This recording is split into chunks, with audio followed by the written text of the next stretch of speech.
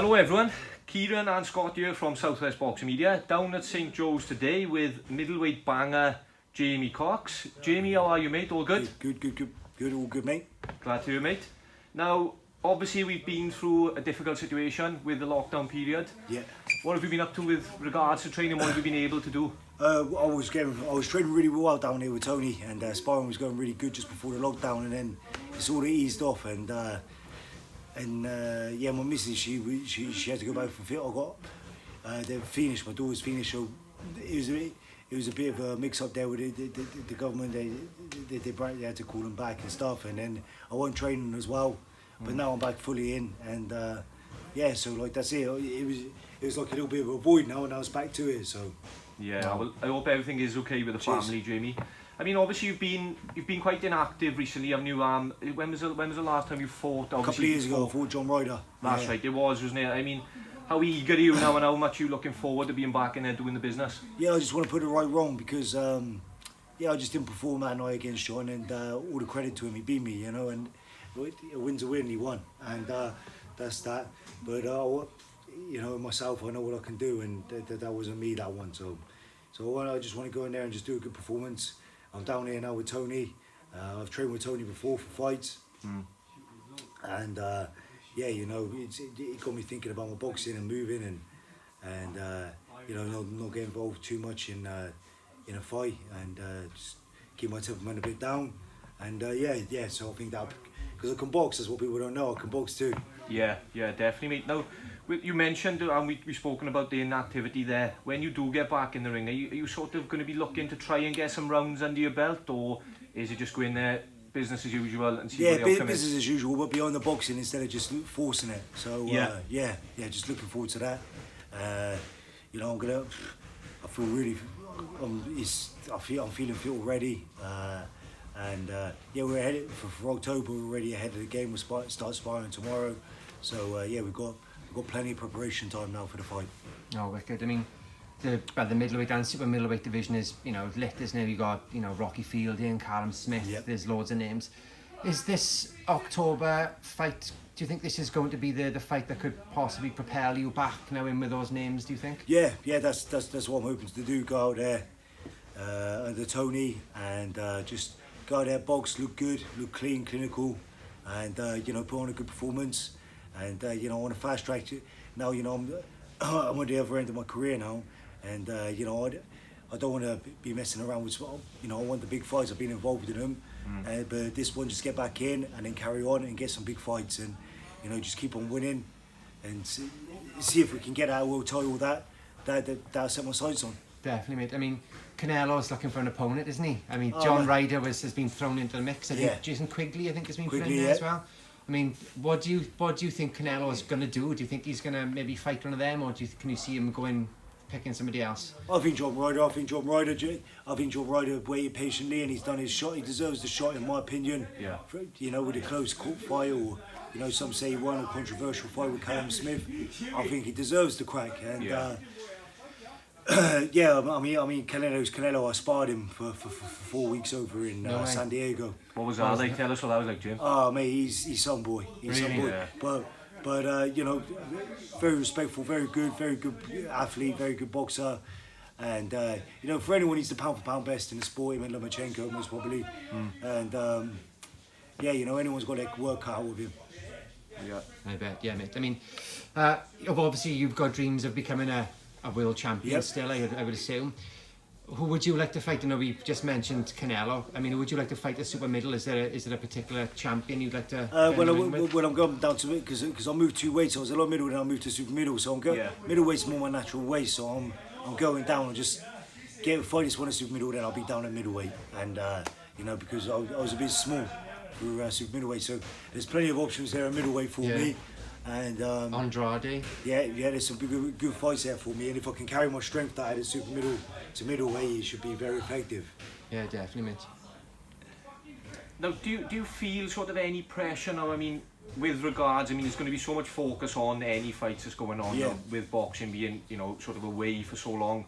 Do you feel any pressure now getting back in the ring, or is it just you know, you're feeling relaxed, ready to go and do the business? There's always a different type of pressure. There's always a different type of pressure. You know, the pressure before was the world title, to win the world title, which I still got to aim, but it's one step at a time. This pressure is, I've lost, is to win, and you know, just keep on winning to get back into the contention.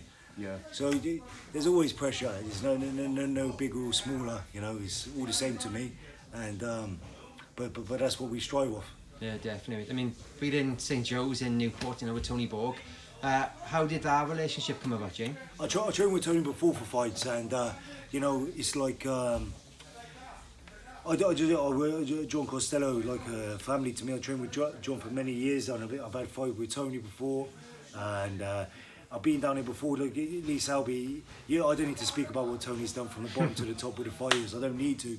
You all know, and you know, I need to have some conviction when someone tells you when you're getting off that stool in the 10th round in a hard fight, and you need to go and do, you know, John and Tony are the only people that I listen to, you know, because these people give me instructions, the other people out there, I can't believe them, you know what I mean? Yeah. Whereas Tony, I'll be, and Tony didn't even need to talk. He's got the proof in the pudding, you know. Look at Gary Buckland, look at Lee Selby, look at Matthew Edmonds, look at all the great amateurs that he's built from the bottom to the top. Now that's a coach. Yeah, I mean, you and obviously John are still, I assume, very close. Oh, me and John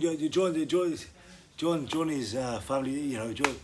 Is it like him and Tony, is it sort of like a joint sort of, how is that work in that relationship? No, John and Tony, I was in Birmingham for all them years, and it's just another change, and Tony's the man that can bring the other side out of the boxing in me. And John is probably, as I suppose, is somebody just who's a friend now and somebody you could still turn to for advice. His family. His family, right? Yeah, his family good stuff. to me. You know, good stuff. But all these boys here, same here when I come here, they you know, flipping out. You got Tony, Selby. These are people that I respect. You know, it's not, you know, respect and, you know, admire myself. You know what I mean?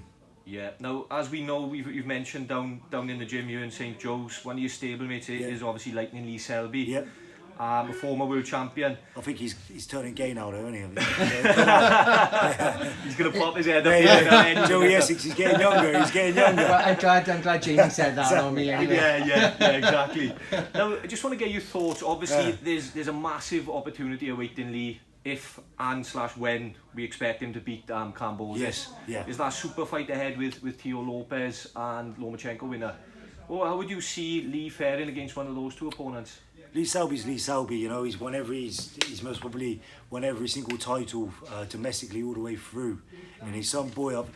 I've never seen, for me, I've never seen no one train.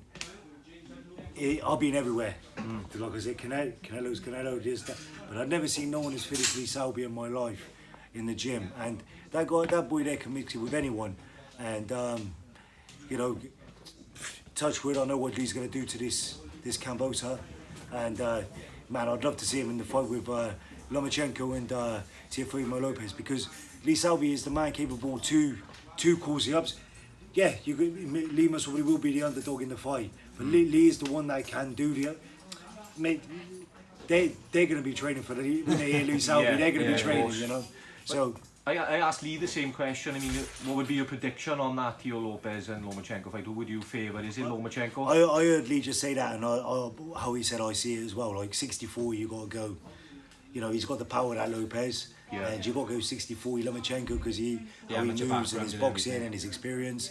But the puncher, he's always in the fight, and he's got skills himself. So yeah, it's a 64 to Lomachenko, I'd say. Definitely, mate. I mean, before the John Ryder fight, there was rumours about you and Chris Eubank Jr. possibly getting on. Man, that'd be some fight. That would be a good fight. Still up for that? And if I can now go down to middle, it's a fight, a possibility. Get a win or two under my belt, and we can make that fight happen. Yeah, be a great fight. Be a great fight. Is that something you realistically see happening? Jamie, do you think that fight could happen? Yeah, I see it. I see it. These are the fights. Like these are what I want to be involved in. These fights, these big fights. You know, obviously aim to be world champion, but the big fights now at the end. If I can get the Eubanks, if I can get a rematch with John, if I can, these are the fights I want to get involved with. You know, these just big nights. I know he's a man who's always very confident in himself, and so is his old man. Do you see Eubank Jr as sort of a name in the potential mix for Canelo? Because I know he's thrown his own name into that. Yeah, do you see him as a realistic option for Canelo? Yeah, he carries a big market behind him, don't he? So yeah, but I think, yeah, my opinion, I think he'll be John Ryder, and I think he deserves the crack. Yeah.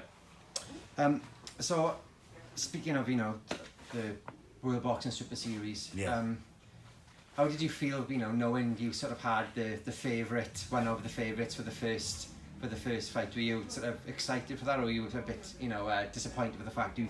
Man, anyone knows me. I love it. It doesn't matter. You're gonna have to fight someone in some time. So I was up for it. I expect the hardest. I don't want the easiest. So I expect the hardest. So, but yeah, it was a good fight, and we were in the mix. It's just that I just went a bit too early. I think a bit of tactics. I sort of got a bit too hungry and a bit too eager, and I rushed in a little bit when I should have been a bit more cool, calm, collected, like Lee Selby, and I would have boxed his way. But I went for the gamble and he called me, and George Groves is George Groves. What was the experience of being involved in something like that? And I mean, if the opportunity did come around again to be involved in something similar, would you jump at the chance? You don't even need to ask me that question. Yeah, know the answer.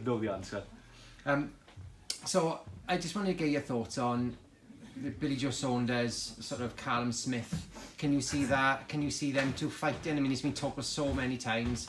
Is that going to happen next? Do you think? Or I think that'd be a great fight for the British boxing, and I think that would be a very good fight. Yeah. But can Callum Smith make the weight? I don't know. He looks like he's struggling now to make the weight. Just by performance, in my opinion, So. Yeah, that'd be a big fight. How would you see that one going if it did happen? Could you have a prediction on that? Man, Billy Joe Saunders is slippery, but I just think if Callum Smith fights like he did in the WBS series, I think Callum Smith, yeah. Have you ever sparred with anyone, Billy Joe? Have you sparred with Billy Joe? No, I went up to spar him a couple of times, but it didn't come around, and for whatever reason, one or another. But yeah, I was in the camp. I was in England team. I've been around Billy, and he's a top qualifier, and maybe it'd be great if he could put the upset as well. Oh, wicked. Well, on behalf of Southwest Boxing Media, thanks for your time today, Jamie, and we wish you all the best now for October. Thanks, Jamie. Cheers, Thanks, mate. Cheers.